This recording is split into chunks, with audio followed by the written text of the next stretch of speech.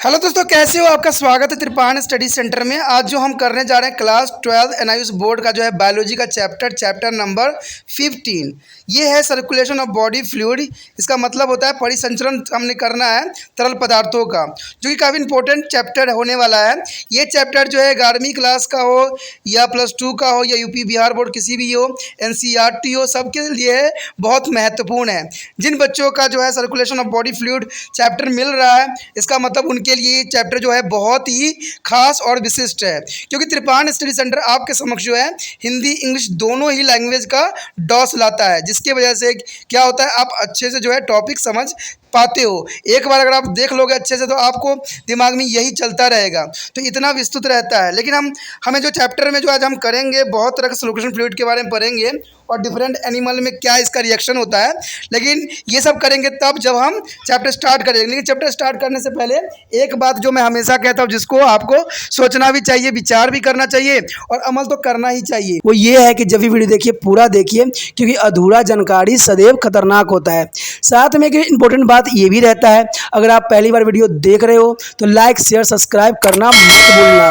देखिए दोस्तों, लाइक कीजिएगा तो बनाने वाले का जो है प्रोत्साहन बढ़ता है और आपके लिए अच्छा से अच्छा करने की कोशिश करता है। ठीक है, सब्सक्राइब करना आपके हित में है। इसका कारण ये है कि अगर आप सब्सक्राइब करके रखोगे तभी जो है मेरा वीडियो का नोटिफिकेशन मिलेगा। और आपको पता है कि मैं हर क्लास का जो है सब्जेक्ट डालता ही रहता हूँ समय समय पे। तो अगर सब्सक्राइब करके नहीं रखिएगा तो शायद उस वीडियो से आप अनभिज्ञ रह जाइएगा, यानी वो आपको प्राप्त नहीं होगा और आप उसका नॉलेज नहीं ले पाइएगा।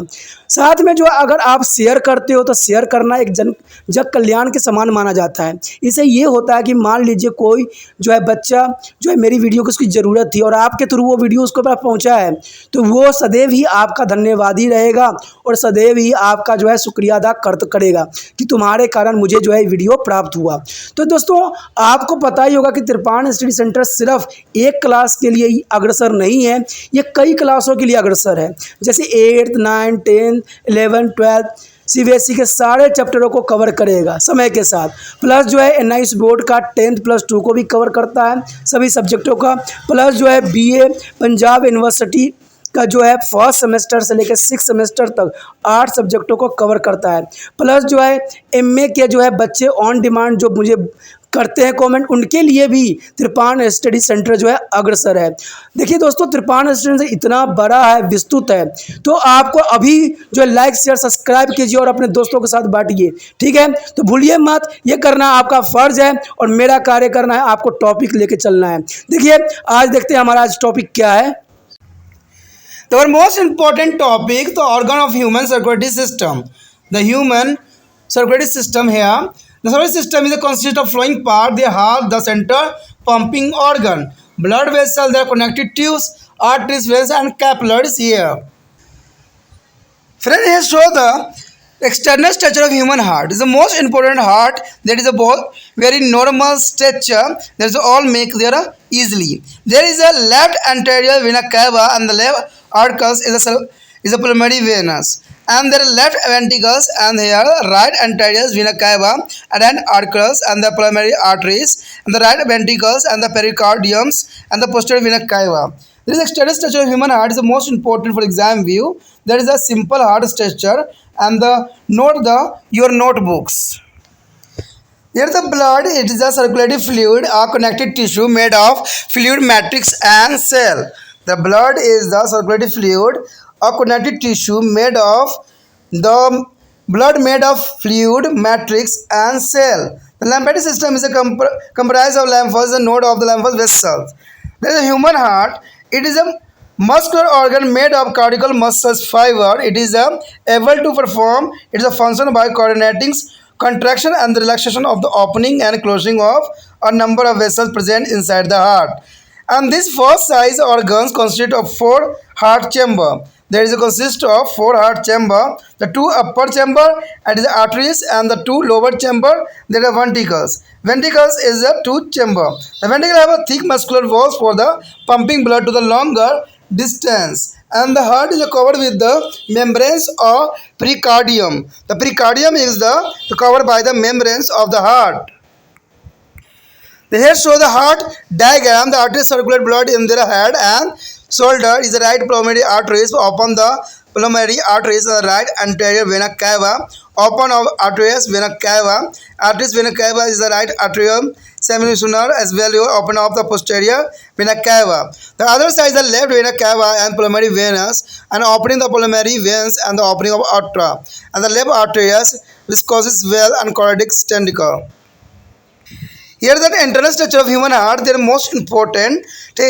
Okay, chamber of the right ventricle and capillary vessels and posterior vena cava also, and dorsal arteries and interventricular septum, left ventricle and cardiac ventricles and pearl wherever. There is a word mention the all organs or all part is a difference. So here तो यहाँ पर जो है मानव परिसंघ तंत्र के अंग, देखिए कॉकरोच के बाद जो है आता है वो मानव परिसंघ तंत्र के अंग होते हैं, क्योंकि कहते हैं एक हम इंसेक्ट लेते हैं तो एक हम ह्यूमंस भी लेते हैं, जो कि काफ़ी इंपॉर्टेंट रखता है। कहते हैं मानव का तंत्र जो है निम्न भागों से बटा हुआ होता है। जैसे आपको पता ही है कि हृदय होती है, उसमें केंद्रीय पंपन यानी पंप करना जो होता है कार्य होता है, क्योंकि हृदय का मेनली काम जो है ब्लड उसके ऊपर पहुँचता है, ऑक्सीजन और डीऑक्सीजन ब्लड हेड, तो उन दोनों उसको क्या करता है वो पंचिंग करने के लिए जो है महत्वपूर्ण योगदान देता है और डिफरेंट पार्टों में जो है ब्लड का संचरण करता है। ठीक है, हार्ट में जो ब्लड होती है वो प्योर ब्लड भी होती है और अनप्योर ब्लड भी होती है, यानी दोनों ब्लडों को जो है ये लेके साथ में चलती है। उसमें जो है रुधिर वाहिकाएँ आपको देखने को मिलेगा, रुधिर वाहिका जिसको संयोजी नलिकाएं, धमनी या शिराएं और कोशिकाएं भी कहते हैं। दूसरा जो होगा रुधिर परिसर तरल जो एक से संयोजक ऊतक होते हैं, नेक्रोटिक लिंक बनाते हैं, और तरल अधात्री जो है कोशिकाओं का बना हुआ होता है। कहते हैं उसके बाद लसिका तंत्र होता है, जिसमें लसिका पर्व यानी असंधि और वाहिकाएं होती है। यहाँ पर एक डायग्राम दिया गया है जो कि काफ़ी ईजी है और समझना आसान है। ठीक है, तो इसको आप जो है अपने कॉपी पे नोट कर सकते हो, ड्रॉ कर सकते हो, ये काफ़ी इंपॉर्टेंट भी रखता है और ऐसे डायग्राम बनाना बहुत आसान भी हो जाता है। तो इसमें आप देखोगे कि ऊपर जो है बायां महाधमनी पंप ऊपर दर्शाया गया है, उसके पश्चात जो है इसमें बायां अग्र महाशिरा दिखाया गया है, बायां अलिंदा दिखाया गया है, फुफ्फुस शिरा दिखाया गया और बायां नीलिया दिखाया गया है। दूसरे साथ अगर आप देखोगे तो दया अग्र महाशिरा दिखेगा, दया अलिंदा और फुफ्फुस धमनी दिखेगा। ठीक है, उसके बाद है दया नीलिया और हृदय वर्ण पेरिकार्डियम्स जो होती है बहुत काफ़ी इंपॉर्टेंट होती है, पश्च महाशिरा। तो इस तरह से जो है मानव के हम संरचना के बारे में समझ सकते हैं और जान सकते हैं कि इसमें क्या है। उसके पश्चात देखिए यहाँ पर सबसे पहला पॉइंट यही आता है कि मानव हृदय। अब मानव हृदय के बारे में हम जान रहे हैं तो उसमें क्या विशेषताएं होती है। कहते हैं यह एक पेशी अंग है जो हृदय पेशी जो है रेशों का बना होता है। यह अपना कार्य अपने संकुलन और स्थलन के और अपने भीतर स्थित अनेक कपाटों खुलने और बंद होने के लिए तैयार करती है। आपको पता ही है कि जो इसमें डायग्राम दिखाया गया है वो काफ़ी इंपॉर्टेंट है। कहते हैं इसके बीच जो है सामंजस्य स्थापित करने का संपन्न करती है और जो है मुठ के आकार का यह अंग 4 कक्षों में बना हुआ होता है। अगर आप अपनी मुट्ठियों को बंद करते हो ना, इतने साइज़ का ही हमारा हृदय होती है, और इसमें कहते हैं 2 ऊपरी अक्ष और 2 नीलीय अक्ष, नीलीय भित्तियाँ और मोटा पेशी युक्त होती है, ताकि रुधिर को जो है शरीर के दूरस्थ भागों तक पंप कर सके, और हृदय के जो है चारों ओर झिल्ली चढ़ी होती है, जिसे हम हृदय वारण कहते हैं। हृदय और प्लस वारण यानी पेरिकार्डियम कहते हैं। पेरिकार्डियम का मतलब ये होता है पेरी मतलब अराउंड और प्लस कार्डियल यानी हार्ट, हृदय कहते हैं। तो इस प्रकार जो है ये अपना कार्य करता है। अब यहाँ पर जो है हृदय के जो है सेक्शन के बारे में जानना, उसके पार्टों के बारे में जानना आपके लिए महत्वपूर्ण रह जाता है।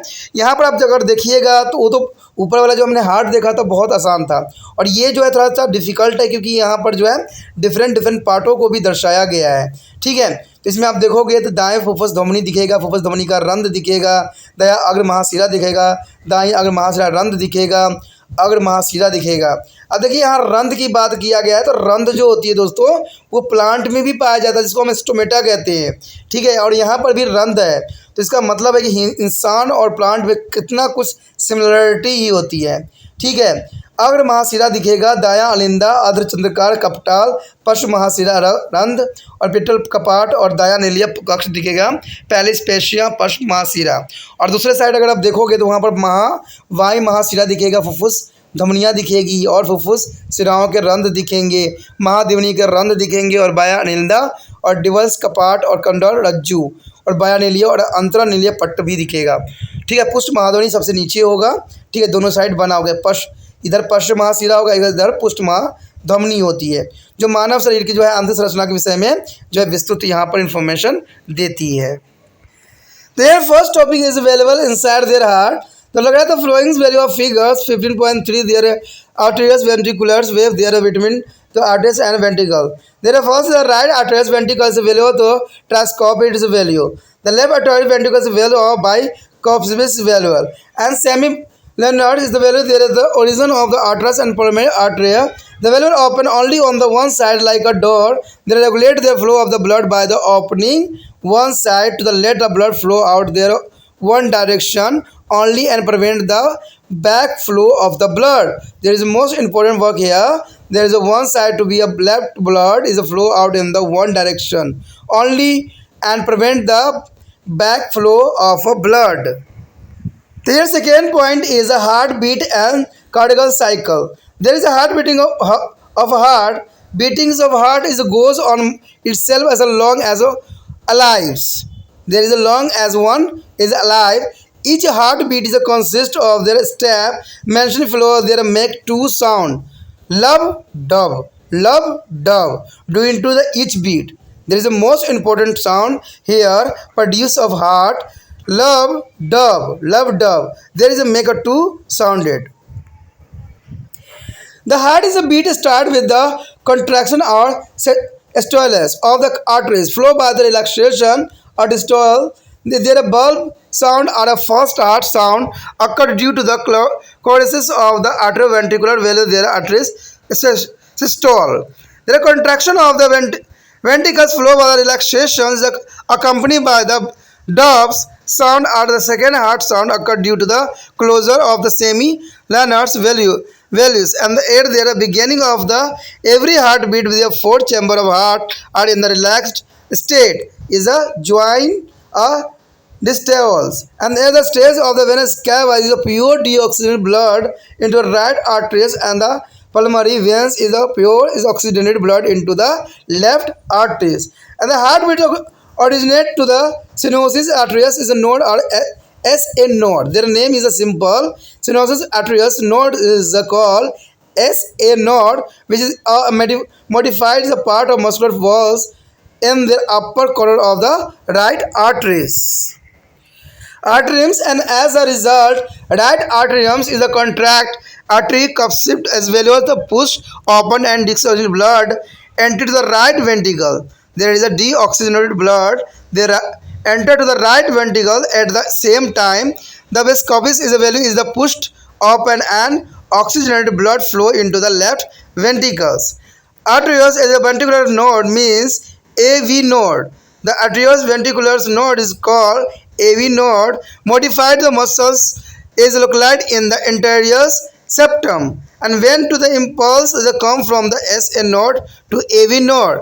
The contracted is arteries begin to relax and impulse past a bundle of HIS. The lining in the intraventricular septum there is the pass of the percussis fiber. Percussis fibers line in the balls of the ventral as a result ventricular contraction means ventricular systole.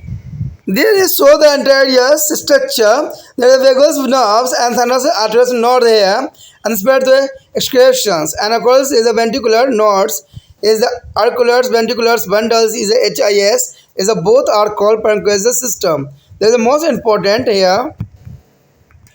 Here the structure there is a position of the sino arteries and arterial ventricular nodes and there are bundle of HIS is the conduction of impulse for the heartbeat. The sinus since the sinus arteries node is initiated they regularize to the heartbeat. It is also called their pacemaker. There is a heart is regularized. Their heartbeat is called to the pacemaker. The pacemaker is influenced by the nerve hormones CO2 and O2 content of the blood and heart. Do you know? Sometimes the SA sinus arteries node may be become a defected or damaged. A person may be need to have an artificial pacemaker grafted in their chest. This regularization of the heartbeat. The electrocardiograms means ECG. The ECG full form is electrocardiograms is the most important is the instrument that record the conduction of the heartbeat. This helps to detect to the heartbeat is a disorder. There is a disorder of the heartbeat. There is the most important instrument of electrocardiograms is the used by the conduction of the heartbeat. दोस्तों यहाँ पर जो है हृदय के भीतर स्थित कपाट के विषय में हम जानेंगे। देखिए हम जो है यहाँ पर डिफरेंट हार्ट के जो पार्ट है उसके विषय में हम चर्चा करेंगे, ठीक है। तो इसमें कहते हैं सबसे पहले तो यही आता है कि हृदय के भीतर स्थित कपाट। देखिए ये जो है आप अगर इसको पहचानना चाहोगे तो आपको लगेगा ये दायां अलिंद अनिलीय कपाट अथवा त्रिवलयन कपाट।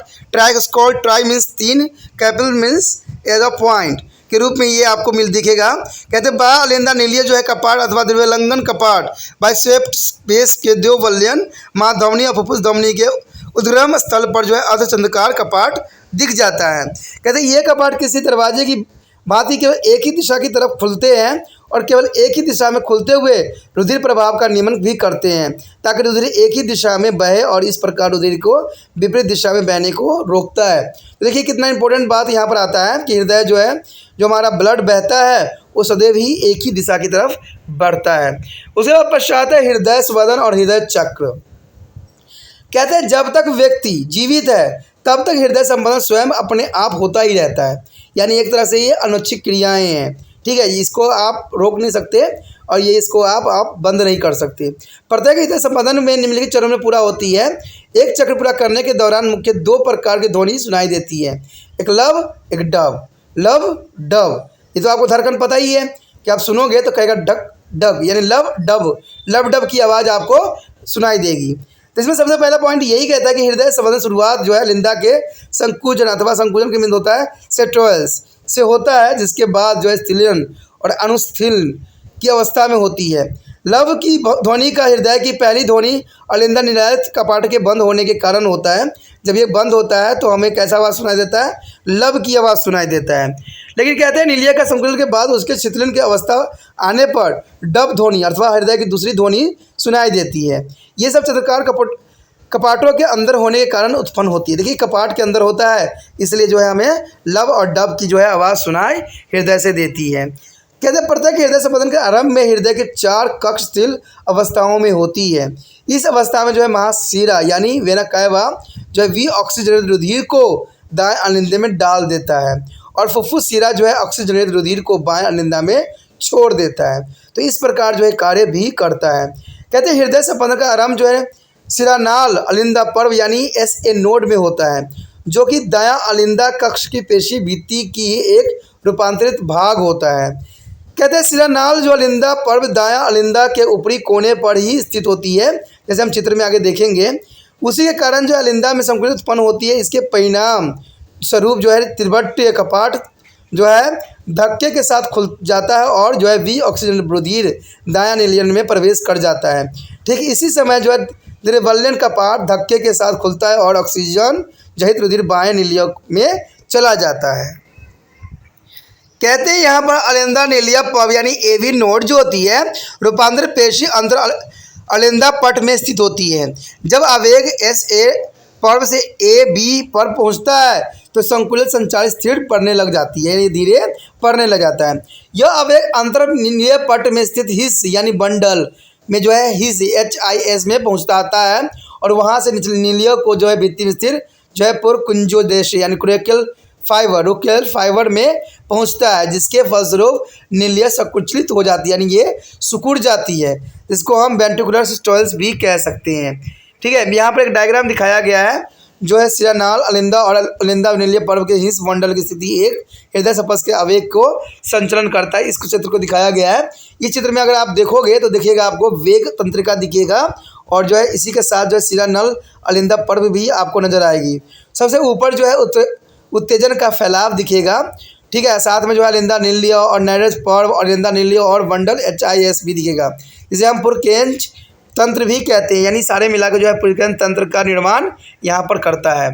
कहते हैं उसके पश्चात दोस्तों हमारे समक्ष जो है कहते हैं क्योंकि शिरानाल जो है अलिंदा व हृदय संबंध के आरंभ होती है तो उसका जो है निर्माण करती है, इसलिए इसे हम जो है गति चालक या क्षति प्रेरक यानी पेस मेकर भी कहते हैं, यानी क्षति प्रेरक कहते हैं, यानी पेस मेकर के नाम से जानते हैं। पेस मेकर पर जो है तंत्रिका हार्मोन रुधिर में जो है कार्बन डाइऑक्साइड और ऑक्सीजन की मात्रा जो है ऊर्जा आदि प्रभाव पड़ता है, यानी इस पर जो है कार्बन डाइऑक्साइड और ऑक्सीजन का जो है अधिक जो है ऊष्मा के कारण इस पर जो है प्रभाव पड़ता है। क्या आप एक बात जानते हैं जो कि आपके लिए बहुत इंपॉर्टेंट है, कभी कभी जो है ऐसे शिरानाल अलिंदा नोड दोषपूर्ण अथवा क्षतिग्रस्त भी हो जाता है। ऐसे स्थिति में उस व्यक्ति को एक कृत्रिम पेसमेकर की आवश्यकता होती है जिसे उनके सीने के भीतर रोपित कर दिया जाता है। और इस हृदय संपर्क के निम्न भी कहते हैं हृदय जो है विद्युत हृदय लेख यानी इलेक्ट्रोकार्डियोग्राम ईसीजी। इसको हिंदी में हम कहते हैं विद्युत हृदय लेख यानी इलेक्ट्रोकार्डियोग्राम। यह यंत्र है जो हृदय संबंधन के संचलन को रिकॉर्ड करता है और इस यंत्र को जो है हृदय संबंध विकार के जाने सकने में भी सहायता हमें काफ़ी हद तक इससे मिलता है। The our next point is the blood vessels. Friend, here the tubes that transporting blood are called to blood vessel. The tubes that transporting blood are called blood vessel. Their balls of blood vessels has a three layers. Is tunica externa and the tunica media and tunica interna. There is a three types here. There are three kind of blood vessel: arteries, capillaries, and vein. There are artery, capillary, and the vein. There is a three vessels different in structure and speed of blood flow as shown in their diagrams, and comparison structure of function of the arteries and capillary in the vein. So friend, here show the important table, the arteries, capillary, and vein. The arteries is one, capillary is second, and vein is a third. There is first is a transport blood away from to heart, means artery, and capillary is the second is a capillary link to arteries vein to exchange of materials between to blood and tissue which also have a capillaries, and veins is the site of transport of blood to the heart, and other side is the arteries is the tunica media is a thick and they are composed of elastic muscular tissue. But other side is the second is the capillaries is a non-toxic media is only single layer of cell forming two endotheliums, no elastic fiber here present. And veins is the tunica media is a relatively is a things only slightly muscular, a few elastic fiber also present here. The first is a no semi-linear value as along arteries, and second is a semi-linear value of present, and third here the semi-linear value they represent all along their length of vena as the internal prevent of back of flow of blood. There the first is the pressure of blood is a high and arteries are pulsatile. Here is the second is a pressure of blood is a falling and non-pulsatile. There is a third is the pressure is a flow and the low and the non-pulsatile is here. And the first is the flow of rapidly.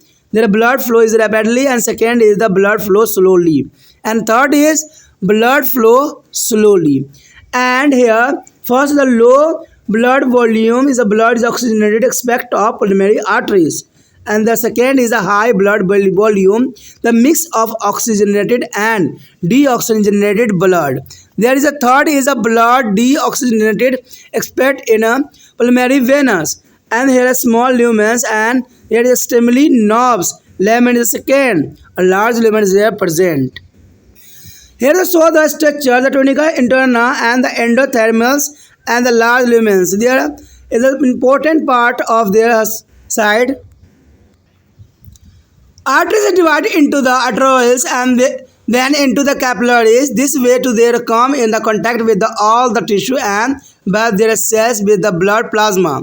The diagram is a 15.4 is show their possible routes that a blood may be taken between two arterioles, capillaries, bed and their venues, and capillaries join to form a venous. The veins are the thin blood vessels that join to form a veins. And the first is a major arteries veins. There is blood that has been circulated through their body has lost much of oxygen. It is a carry this deoxygenated blood returned to be heart by the two major veins. Is the first is the superior vena cava and second is the inferior vena cava. The first is a bearing to the deoxygenated blood from to head and shoulder region. There is a superior vena cava is the only deoxygenated blood is bearing here is the head and shoulder, and second is inferior vena cava is bearing a deoxygenated blood from to the lower part of body. There is a vena cava open in the right arteries is referred to the diagram and contracts to the region of arteries forced by blood into the right ventricle. So here the important Diagram, there is a heart, arteries, arterial tissue cells, lymph capillaries, venom, venous lymph vessel, lymph nodes are here. There is important diagram for here. There is a complete diagram. They wrote and that blood take between the arteries, capillary beds and the venom. There is a blood capillaries lower side and tissue fluid is the lymph is also and tissue cell and the lymph capillaries is present here. The contraction of the right ventricle is a pump blood into the pulmonary arteries, which are transport the blood into the lung. The blood get oxygenated in the lungs and return to be a left arteries through the pulmonary veins. And the blood then pass from to the arteriums into the left ventricle. Left ventricle is a pump blood into aorta, and that aorta is distribute to the blood throughout their body. See in the flow of diagram given below, which is a summarize the path of blood through their entire circulatory system. And next is the double circulation. What do you mean to double circulation? Since the blood pass twice through their heart, its term is a double circulation. The blood pass through the twice is called to the double circulation. The first deoxygenated blood pass from the body to heart and oxygenated blood from heart to body. That means is a double circulation. The deoxygenated blood pass their body and second is in the heart or oxygenated blood from their heart to the body. It is called to the double circulation. Here is the second is the deoxygenated blood flow from the heart to lung and oxygen blood from lung again to the heart from lungs. There show the pictorial diagram their body, heart and lung. But here the lung is returned to the heart is returned to the body. There is same procedure again and again. This is most important. In some circulation, there blood pass through the heart twice, once from a body to the heart to lung and second time from lung to the heart to the body. The here path of circulation, they are first from a body heart, when is carried to the blood from the tissue with the very little oxygen and a lot of carbon dioxide to right arteries. Anterocuspid is the value of the open a right ventricle also, and there goes based to the pulmonary arteries. In the pulmonary arteries carry the blood to the lung to give up carbon dioxide and the collected O2. There is the pulmonary veins, and there is go waste to the pulmonary venous carry the oxygenated blood back to the left arteries of heart, and there is a go to the left arteries and the viscous valuable is the next. And the left ventricle goes with the aorta. They carry blood into the lot of oxygen and distribute their oxygen blood to different part of body. But one fact, pulmonary arteries is the only arteries that is carry the deoxygenated blood to pour in the oxygen blood. It is called arteries is a carry blood away from a heart. And second, pulmonary veins, it is the only veins that carry our oxygenated blood rich in oxygen. It is called veins is a carry blood into heart. दोस्तों यहाँ पर जो है रुधिर वाहिकाओं के बारे में हमने पढ़ना है, हमने जानना है कि रुधिर वाहिकाएं क्या कार्य करती है। कहते रुधिर को तो जो है ला ले जाने वाली नलिकाओं को जो है रुधिर वाहिकाएं कहते हैं। रुधिर वाहिकाओं की जो है भित्ति में 3 परतें होती है। देखिए दोस्तों यहाँ पर जो है भित्ति में 3 परतें होती है, बाहरी कंचुका या ट्यूनिका, ठीक है, मध्य कंचुक या और अंत कंचुक। इसको हम ट्यूनिका के नाम से जानते हैं, जिसको हम मध्य और अंत और बाहरी के नाम से भी जान सकते हैं। ये रुधिर वाहिकाएं 3 प्रकार की और होती है, जैसे धमनी, कोशिकाएं और सिराएं। कहते हैं अपनी संरचना रुधिर बहाव की दर को संदर्भ में इन तीनों वाहिकाओं की संरचना में और रुधिर प्रवाह की गति में अंतर होता है, जिसको हम आगे भी तालिका में दर्शाने की कोशिश किया गया है। यहाँ पर देखोगे तो तालिका दिखेगा जिसमें धमनी, कोशिका और सिरा की संरचना और कार्य के विषय में यहाँ पर चर्चा की गई है। देखिए पहला है धमनी, दूसरा है कोशिका, तीसरा है सिराएं। तो ये याद रखना है आपने। कहते हैं पहले तो धमनियाँ में जो है रुधिर को हृदय से दूर ले जाती है, हृदय से जो है रुधिर को दूर ले जाने का कार्य ये करती है धमनी, ठीक है, यानी वो पंपिंग करती है। उसके बाद कोशिकाएं, देखिए कोशिका जो होती है धमनी की सिराओं से जोड़ती है ताकि रुधिर और ऊतकों के बीच पदार्थों का आदान प्रदान इसमें भी कोशिका से हो सके। उसके पश्चात है सिराएं। देखिए सिराएं का जो है रुधिर को हृदय की ओर लाती है, जो कि इसका बहुत इंपॉर्टेंट कार्य भी रहता है। उसके पश्चात है मध्य कंचुक, मोटी और प्रस्थस्पेशी ऊतक की बनी होती है। इसमें मध्य कंकुलिप नहीं होती है और कोशिका का केवल एक सतर होती है, जिसको हम एंडोथेलियम्स बनाता है। और प्रत्येक रेशे भी नहीं होता है। और शिराओं में जो होती है मध्य संकुलर अपेक्षाकृत रूप से में पतली होती है और इसमें केवल थोड़ी सी ही पेशियाँ होती है, केवल थोड़े से प्रत्येक रेशे भी पाए जाते हैं। तो ये काफ़ी इंपॉर्टेंट इसको बनाता है। उसके पश्चात पहले में जो है धमनी होकर अर्धचंद्राकार कपाट नहीं होते हैं, लेकिन दूसरा में जो होता है दोस्तों एक अर्धचक्राकार कपाट होता है, यानी अर्धचंद्राकार जो है कपाट होती है। और तीसरे में जो बात बताता है कि अर्धचंद्राकार कपाट थोड़ी थोड़ी अंतराल पर मौजूद होते हैं जो रुधिर के विपरीत दिशाओं में बहने को रोकते हैं, यानी ये दूसरे दिशाओं में बहने से रोक देता है। देखते हो हमारा हार्ट में जो सर्कुलेशन होती है सदैव एक ही दिशा में होती है, तो ये जो है काफ़ी इंपॉर्टेंट यहाँ पर रोल निभा रहा है। कहते हैं रक्त दाब उच्च होती है तब क्या होता है, कहते हैं उच्च दाब जो पहले में उच्च हो जाती है और दूसरा में जो होगा रुधिर दाब अवरोहित यानी गिरने वाली होती है, और तीसरा में क्या फ़र्क पड़ेगा, रुधिर दाब जो है कम होती है और जो है संपादित रहेगी। ठीक है, उसके बाद है धमनी संपादन होती रहती है। इसमें जो होगा धमनी संपादन नहीं होती है और इसमें भी नहीं होती है। इसमें कहा जाता है कि रुधिर तेज़ी से बहता है। देखिए रुधिर जो है पहले वाले में तेज़ी से बहता है, लेकिन दूसरे वाले में पार्ट में जो है रुधिर की गति बहुत मद होती है, यानी गति मद हो जाती है, और तीसरे में जो होती है रुधिर मद गति से बहता है। तो ये काफ़ी इंपॉर्टेंट बात यहाँ पर रखता है। कहते हैं रुधिर का आयतन कम होता रहता है, ठीक है, रुधिर का आयतन उच्च रहती है लेकिन दूसरे वाले में, और तीसरे वाले में जो होता है रुधिर आयतन काफ़ी बढ़ जाता है। तो ये काफ़ी इंपॉर्टेंट भी रहता है यहाँ पर। पहले में कहते हैं रुधिर ऑक्सीजनित केवल वह धमनी को ही छोड़ कर जाता है, लेकिन यहाँ जो दोस्तों होता है दूसरे में ऑक्सीजनित और बी ऑक्सीजनित दोनों प्रकार के रुधिर मिश्रित होते हैं इसके अंदर।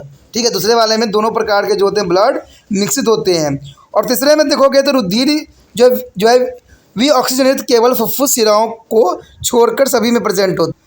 उसके पश्चात अंतिम है, पहले में कहते हैं कि लघु अवकाशिकीय होती है, दूसरे में जो होता है अतिसंक्रिय अवकाशिकीय होती है, और तीसरे में जो होता है अवकाशिकीय बड़ी होती है। तो इस प्रकार जो यहाँ पर डायग्राम भी आप देख सकते हो जो कि काफ़ी विशिष्ट है, टॉर्निन इंटरनल एडोथीलियम्स और जो है वित्त अवकाशिकीय। तो ये सारी चीज़ें जो है काफ़ी विशिष्ट लगता है, तो इस प्रकार डायग्राम भी आप मेंशन कर सकते हो तीनों में से किसी का भी। कहते हैं धमनियाँ में विभाजित होकर धमनियाँ जो है आर्टरीज बनाती है, जो फिर से वह भी आगे विभाजित होकर जो है कोशिका यानी आर्टरीज में कन्वर्ट हो जाती है। ठीक है, यानी ये जो है आगे डिवाइड हो जाता है। कहते हैं कि आगे विभाजित होकर जो है कैपिलरीज बनाती है और इस प्रकार वे सभी ऊतकों के संपर्क में आ जाती है। देखते हो हमारे बॉडी में जो कैपिलरीज गए होते हैं हर एक ऊतक में जो है अपना विशेष योगदान दे रहे होते हैं। कोशिका को रुधिर प्लाज्मा से तर किए रखती है, इसमें रुधिर का जो है संवाहनी मार्ग दिखाई देता है। धमनिकाओं जो होती है कोशिका सस्तर को जो है सिरका यानी वेनस के बीच हो सकती है, कोशिका सिकुड़ कर जो है सिरकाएँ बनाती है। सिरकाएँ जो है बारीक बारीक रुधिर वाहिकाएँ होती है जो जुड़कर शिराओं के रूप ले लेती है। आपने देखा होगा कि हाथ उत में देखोगे तो ये जो है बहुत शिराएँ जो होती है बिल्कुल ही बारीक बारीक होती है, बहुत छोटी छोटी होती है। तो ये काफ़ी इंपॉर्टेंट अपना स्थान यहाँ पर रखती है। इसके रिगार्डिंग जो है पहली बात यही आता है कि प्रमुख धमनियाँ और शिराएँ। देखिए प्रमुख धमनियाँ और शिराएँ क्या है, इसका क्या कार्य है। कहते हैं जो रुधिर शरीर में परिसंचरित हो चुकी होती है उनके द्वारा ले जाए वाली अधिकांश जो है ऑक्सीजन निकल चुकी होती है। यह जो है वी ऑक्सीजन रुधिर को दो प्रमुख शिराओं द्वारा वापस हृदय में पहुँचाते हैं। एक जो है उदर महाशिरा, ठीक है, दूसरा जो है निम्न महाशिरा। तो इसमें जो है उदर महाशिरा में जो है सिर कंधे यानी से रुधिर लाती है। देखिए सिर और कंधों से जो है रुधिर हृदय तक ले जाती है। और दूसरा में जो है निम्न महाशिरा शरीर के निचले भाग में रुधिर लाती है, निचले भाग में जो है रुधिर लेके आती है। ये दोनों महाशिराएं दायां अलिंदा में खुलती है। कहाँ खुलती है दोस्तों, दायां अलिंदा में खुल जाती है। दायां अलिंदा में संकुलित होने पर रुधिर दबाव के साथ दाएं विनिलिया में पहुंचा दिया जाता है, जो कि काफ़ी इंपॉर्टेंट यहाँ पर स्थान रखता है। यहाँ पर आप देखोगे कि डायग्राम दिखाया गया है जो कि काफ़ी इंपॉर्टेंट है। इसमें धमनी जो है कोशिका जाल और सिरका लघु शिरा के बीच रुधिर के बहाव का जो है मार्ग निष्पत्त किया गया है। तो यहाँ पर आप देखोगे तो इसमें ऊपर दिखेगा हृदय, ठीक है, हृदय दिखेगा, उसके बाद शिरा दिखेगा और इधर साइड धमनी दिखेगी। तो ये सर्कुलेशन जो है पूरा पार्ट में होता है जिसमें लसिका वाहिका है, लसिका पर्व आपको नज़र आएगा। ठीक है, और इस तरह से जो धमनियाँ, शिराएँ, लसिका कोशिका और रक्त कोशिका और ऊतक तरल लिम्फ ऊतक कोशिका है, तो ये सारे मिलकर जो है इस प्रकार जो है बॉडी को विभिन्न भागों में पहुँचाने में अपना महत्वपूर्ण योगदान देता है। कहते दाएं नीलिया के संकुलित होने पर रुधिर फुफ्फुस धमनी यानी प्लोनारिस आर्टरीज में जो है पंप कर दिया जाता है, जो रुधिर को फेफड़े में ले जाती है। ठीक है, यानी फेफड़े में ले जाने का कार्य जो होता है फुफ्फुस धमनी की होती है दोस्तों।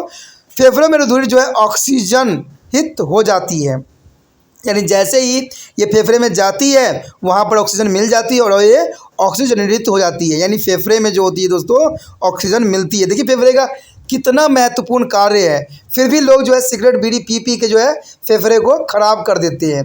अगर मान लीजिए जो कोई बीड़ी सिगरेट पी रहा है तो इसका मतलब है कि हमारा फेफड़ा जो है ख़राब हो रहा है और वहाँ जो है ब्लड में ऑक्सीजन मिल ही नहीं रहा। जब ऑक्सीजन ब्लड में मिल ही नहीं रहा तो हमारे शरीर में क्या होगा, कार्बन डाइऑक्साइड ही फैलेगा। और हमें एक तरह से आपको पता ही है कि कार्बन डाइऑक्साइड जो होते हैं इंसानों के लिए एक जहरीला गैस होता है, क्योंकि कार्बन डाइऑक्साइड में अगर हम CO मिला देते हैं तो कार्बन मोनोऑक्साइड गैस बन जाता है और ये जो है जहरीला गैस के रूप में कन्वर्ट हो जाता है। और जो व्यक्ति शराब दारू पीते हैं उनमें तो कैसे जो है ब्लड प्योर होंगे, ये सोचने वाली बात है। कहते हैं इसके पश्चात जो है रुधिर बाह्य अलिंदम से बाह्य इलिया में आ जाता है। बाह्य इलिया रुधिर को महाधमनी के पंप कर देता है और ये महाधमनी बाएं तरफ से जो है घूम जाती है, यानी घूम जाती है और फिर रुधिर को जो है सारे शरीर में पहुंचा देती है। कहते हैं ऊपर दिया गया प्रवाह और एक समस्त परितंत्र में रुधिर मार्ग का संक्षेप दर्शाया गया है। अब यहाँ पर देखिए बहुत इंपॉर्टेंट बात आता है कि दोहरी परिसंचरण तंत्र क्या होती है, यानी डबल सर्कुलेशन क्या होती है। क्योंकि हृदय जो है आपको पता है कि रुधिर जो होता है हृदय में से होकर 2 बार प्रभावित होती है, एक बार आने टाइम, एक बार जाने टाइम। तो इसी को हम क्या कहते हैं, दोहरी परिसंचरण, यानी एक बार रिसीव करती है फिर उसको क्या करती है, फिर डिस्ट्रीब्यूट करती है बॉडी के डिफरेंट पार्टों में।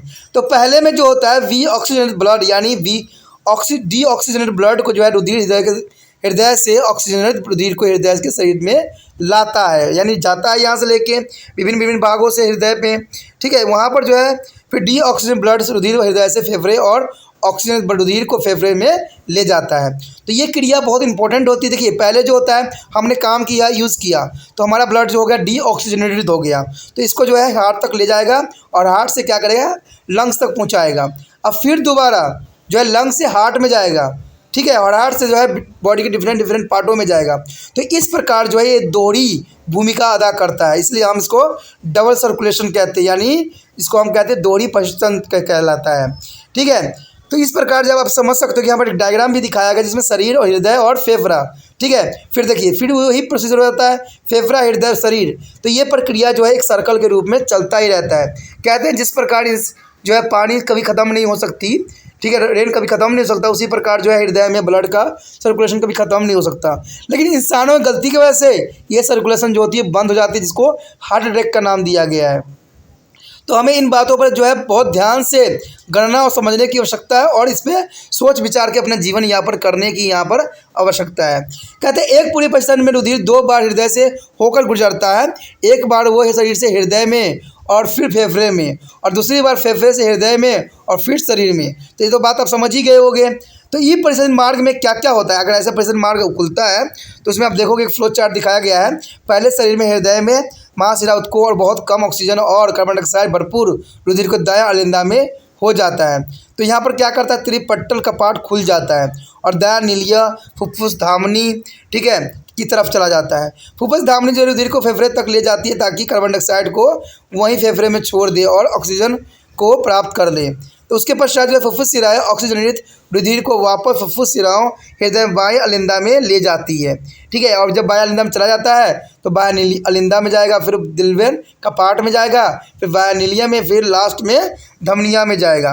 तो इस तरह से जो है ऑक्सीजन से लदे भरपूर रुधिर को शरीर के विभिन्न भागों में पहुंचा दिया जाता है, जो कि बहुत काफ़ी इंपॉर्टेंट रखता है।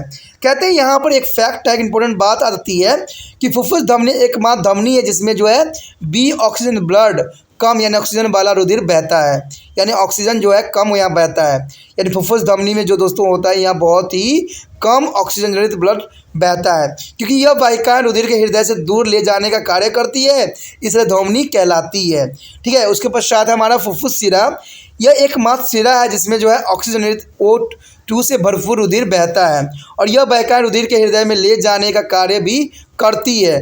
अंततः ये शिरा कहलाता है, यानी ये दोस्तों क्या कहलाता है, ये शिरा कहलाता है, जो कि काफ़ी इम्पोर्टेंट यहाँ अपना स्थान रखता है। इसी के साथ जो है दोस्तों हमारा टॉपिक आज खत्म हो रहा है। ठीक है, अगर आपको अच्छा लगा तो लाइक शेयर सब्सक्राइब जरूर कीजिए।